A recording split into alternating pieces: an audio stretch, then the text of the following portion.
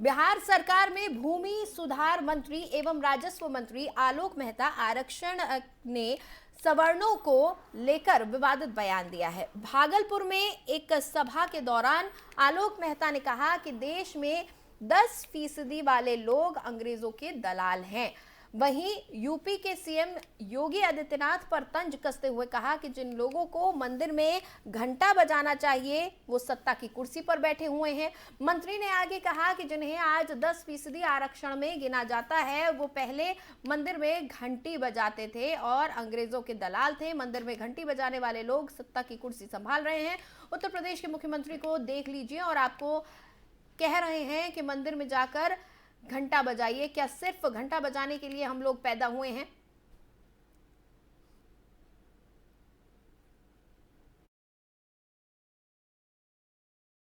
इस तरह की एकता खंडित है। आज राजनीति इतनी राजनीति का महत्व बहुत बढ़ गया है, लेकिन हमारे लोगों को ये समझाया जा रहा है, हमारे लोग के मन में राजनीतिज्ञों के प्रति नफरत पैदा किया जा रहा है। और खुद क्या कर रहे हैं? मंदिर में घंटी बजाने वाले लोग सत्ता की कुर्सी संभाल रहे हैं। उत्तर प्रदेश के मुख्यमंत्री को देखते और आपको कह रहे हैं कि जाके मंदिर में घंटा बजाइए। क्या घंटा बजाने के लिए हम लोग पैदा हुए हैं? हम लोग को हक और हुकूक चाहिए कि नहीं?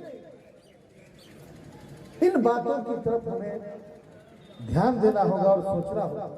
इस तरह की एकता। चलिए आगे बढ़ेंगे। समाजवादी पार्टी के एमएलसी और यूपी के पूर्व कैबिनेट मंत्री स्वामी प्रसाद मौर्य की रामचरितमानस पर विवादित टिप्पणी के बाद बयानबाजी बढ़ती जा रही है। एमएलसी ने तुलसीदास द्वारा रचित रामचरितमानस के कुछ हिस्सों पर यह कहते हुए पाबंदी लगाने की मांग की है कि उनसे समाज के एक बड़े तबके का जाति, वर्ण और वर्ग के आधार पर अपमान होता है। इसके बाद यूपी बीजेपी के अध्यक्ष भूपेंद्र चौधरी ने पलटवार किया है। यूपी बीजेपी के अध्यक्ष भूपेंद्र सिंह चौधरी ने कहा कि इस मामले पर सपा अध्यक्ष अखिलेश यादव, शिवपाल यादव, डिंपल यादव और रामगोपाल यादव को जवाब देना चाहिए। अब स्वामी प्रसाद मौर्य सपा में एक बड़ा नेता बनने के लिए छटपटा रहे हैं, लेकिन उनकी कोई सुन नहीं रहा है। सपा ने हमारी धार्मिक गतिविधियों को बाधित करने की कोशिश की थी।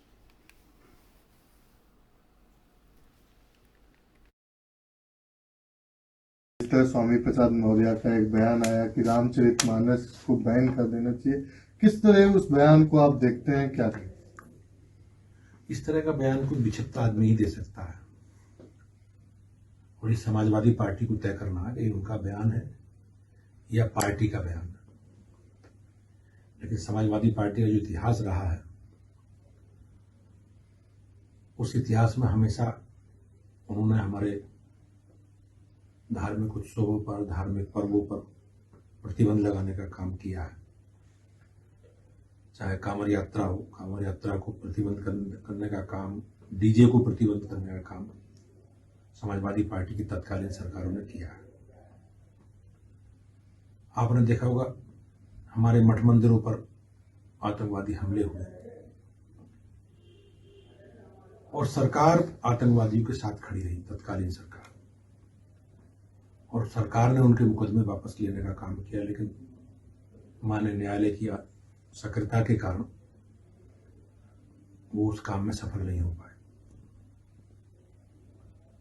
लेकिन मैं निश्चित रूप से कहूंगा स्वामी प्रसाद मौर्य जी को इस तरह से बयान नहीं देना चाहिए और उन्हें इस बयान के लिए माफी मांगनी चाहिए। क्या सर, क्योंकि इतना पुराना काव्य है, उससे कई भावनाएं, लगता है कि हिंदुओं की आहत इस वैसे बयान से हिंदुओं के निश्चित रूप से करोड़ों देशवासियों की आस्था, भावना भगवान श्री राम का जो ग्रंथ है रामायण, उस ग्रंथ के साथ जुड़ी हुई है और इस तरह का बयान देना लाखों करोड़ों लोगों की, भारतवासियों की आस्था के साथ खिलावड़ करना है, ये बहुत निंदनीय है। और निश्चित रूप से मैं कहता हूं स्वामी प्रसाद जी को अपना बयान वापस लेना चाहिए और अगर वो नहीं लेते तो समाजवादी पार्टी को उनके खिलाफ कार्रवाई करनी चाहिए। इस तरह स्वामी प्रसाद मौर्य रामचरितमानस को लेकर टिप्पणी करने वाले सपा नेता स्वामी प्रसाद मौर्य के बयान की मुलायम सिंह यादव की पुत्रवधू और बीजेपी नेता अपर्णा यादव ने निंदा की है। समाजवादी पार्टी नेता स्वामी प्रसाद मौर्य ने रामचरितमानस के बयान पर उनके इस बयान पर प्रतिक्रिया देते हुए अपर्णा यादव ने कहा कि राम भारत का चरित्र है, राम किसी एक धर्म या मजहब के नहीं हैं, प्रभु श्री राम शांति का प्रतीक हैं। उन्होंने और क्या कुछ कहा, आइए सुनवाते हैं। मैं समझती हूँ रामचरितमानस एक ऐसा ग्रंथ है जो कितनी भाषाओं में लिखा गया है और कितना बृहत है। इसको जब भी पढ़ता है व्यक्ति और जब भी इसका जो है चित्रण देखता है, टीवी पर हो, मंच पर हो, तो हमेशा नया जैसा प्रतीत होता है। इस तरीके की बात किसी भी राजनेता के कहने के लिए मुझे नहीं लगता कि ये उचित है और इस तरीके की मानसिकता रखना रामचरितमानस के बारे में ये बहुत ही निकृष्ट मानसिकता है। ये अपने आप के चरित्र के बारे में वो दर्पण कर रहे हैं और मैं समझती हूँ कि राम जी ने बहुत बड़ा उदाहरण दिया था जब उन्होंने सबरी के बेर खाए थे और वो भी जूठे बेर खाए थे। मैं समझती हूँ कि जो इस तरीके की बात कह रहे हैं उन्होंने रामचरितमानस को पढ़ा ही नहीं और पढ़ा क्या, उसको जीने का एक ढंग होना चाहिए। आज भी हम लोग ये कहते हैं कि राम जैसा ही हमारा पुत्र हो, अगर पुत्र हो तो श्री राम जैसा हो। तो इस तरीके की बात कहना प्रभु के बारे में ये अच्छी बात नहीं है। और राम भारत का चरित्र है, राम सब धर्मों का है। राम की बृहत्ता के बारे में बड़े बड़े लोगों ने कहा है। तो मैं समझती हूँ और हिंदुओं ने भी कहा है, मुसलमानों ने भी कहा है, क्रिश्चियंस ने भी कहा है। तो राम एक चरित्र का बात है।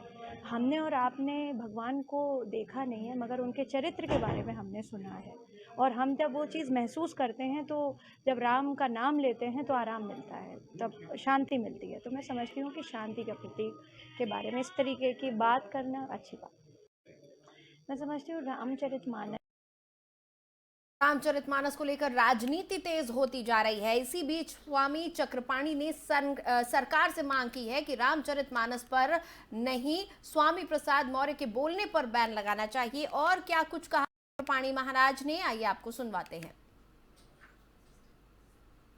देखिए, यह राजनीति का गिरता हुआ स्तर है कि किस प्रकार से विपक्ष के कुछ नेता, चाहे बिहार के चंद्रशेखर जी हों मंत्री और चाहे उत्तर प्रदेश के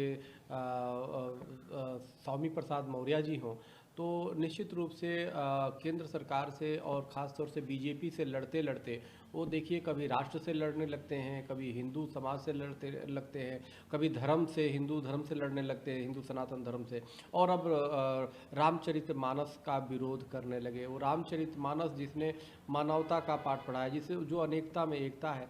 और स्वामी प्रसाद मौर्य जी एक वरिष्ठ नेता रहे हैं, मंत्री भी रहे हैं, और लेकिन बड़ा दुर्भाग्य है कि कभी गौरी गणेश का वो विरोध करते हैं। अब उन्होंने इस तरह से जो विरोध किया है बहुत दुर्भाग्यपूर्ण है। उन्होंने जो कहा है कि इसको करेक्शन करने की आवश्यकता है, तो मैं कहना चाहता हूँ ये समय है कि माननीय मौर्य जी का दिमाग का करेक्शन किया जाए, उनके दिमाग को सही किया जाए, वो अपने इलाज कराएं।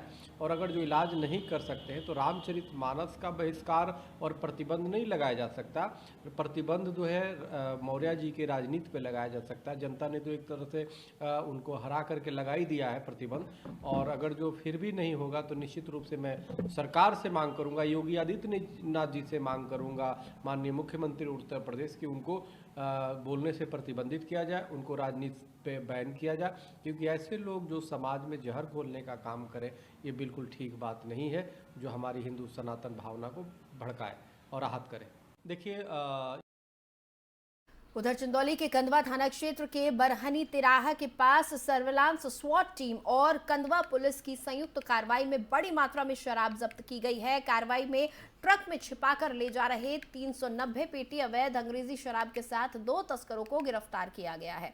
आपको बता दें कि बरामद शराब की अनुमानित कीमत 65 लाख रुपए बताई जा रही है। शराब की खेप को हरियाणा से बिहार लेकर जाया जा रहा था। जनपद की पुलिस अवैध शराब के परिवहन और इसके विरुद्ध कार्रवाई करने के लिए अभियान चला रही है। इसी क्रम में आज दिनांक 22 जनवरी को क्षेत्राधिकारी सदर के नेतृत्व में थानाध्यक्ष कंदवा और स्वाट और सर्विलांस की टीमों ने गुजरात नंबर की एक ट्रक को पकड़ा, जिसके केबिन में इंपीरियल ब्लू ब्रांड की अंग्रेजी शराब है, लगभग 390 पेटी शराब, और जो मात्रा में लगभग 3500 लीटर के आसपास है, ये बरामद की गई है। और साथ ही साथ 2 अभियुक्तों को गिरफ्तार किया गया है। और ये ट्रक हरियाणा से माल लेके बिहार अवैध रूप से बेचने के लिए जा रही थी। बिहार में जाके इस शराब की अनुमानित कीमत लगभग 65 लाख रुपये हो जाती है। तो ये स्वाट सर्विलांस और थाना कंदवा पुलिस टीम का जो मतलब उनके सहयोग से जो प्रयास और अच्छा काम किया गया है, इसके लिए पुलिस अधीक्षक महोदय द्वारा टीम को 25,000 रुपये के नकद पुरस्कार से पुरस्कृत करने की घोषणा भी की गई है। और हम लोग जो दोनों अभियुक्त गिरफ्तार किए गए हैं, उनसे पूछताछ कर रहे हैं। शीघ्र ही आगे और बड़ी बरामदगी होने और अभियुक्तों के गिरफ्तार होने की भी संभावना है। और इनसे पूछताछ की जा रही है कि कितनी बार शराब बिहार खेप में पहुंचा चुके हैं, कहां पहुंचाते हैं। पूछताछ के बाद मिलकर तमाम आवश्यक जानकारी एकत्रित की जाएगी। जनपद ग्रेटर नोएडा में आबकारी विभाग की टीम ने बड़ी कार्रवाई करते हुए छापा मारा है। इस दौरान थाना 142 की पुलिस ने ऑन डिमांड सोसाइटी में शराब सप्लाई करने वाले एक तस्कर को गिरफ्तार किया है। इस तस्कर को पारस टियरा सोसाइटी के बेसमेंट में पकड़ा गया है। बताया जा रहा है कि हरियाणा से शराब लाकर सोसाइटी में सप्लाई की जाती थी। टीम ने तस्करों के पास से लग्जरी कार, एक स्कूटी के साथ भारी मात्रा में शराब बरामद की है।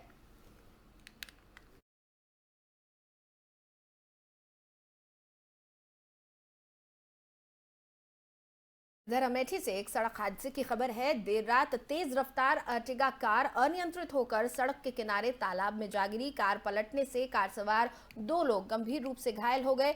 शोरगुल सुनकर स्थानीय लोग मौके पर पहुंचे और कार सवार करीब 8 लोगों को बाहर निकाला। दुर्घटना में घायल 2 लोगों को 112 सेवा की मदद से इलाज के लिए जिला अस्पताल भिजवाया गया है। गंभीर रूप से घायल एक व्यक्ति को लखनऊ ट्रॉमा सेंटर रेफर किया गया है। सूचना पर पहुंची स्थानीय पुलिस ने क्रेन के माध्यम से कार को बाहर निकलवाया।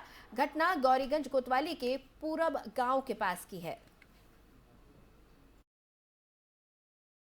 ज़्यादा कुछ नहीं था, एक बहुत गंभीर अवस्था में था, उसका पेट फूल गया था, उसके सर में इंजरी थी और इसलिए उसको उपचार करने के बाद हमने उसे लखनऊ एजेंसी के लिए भेज दिया। दूसरे मरीज था, उसकी हालत ठीक थी, उसका प्राथमिक उपचार कर दिया, वो ठीक था, उसको भेज दिया गया। तो ज़्यादा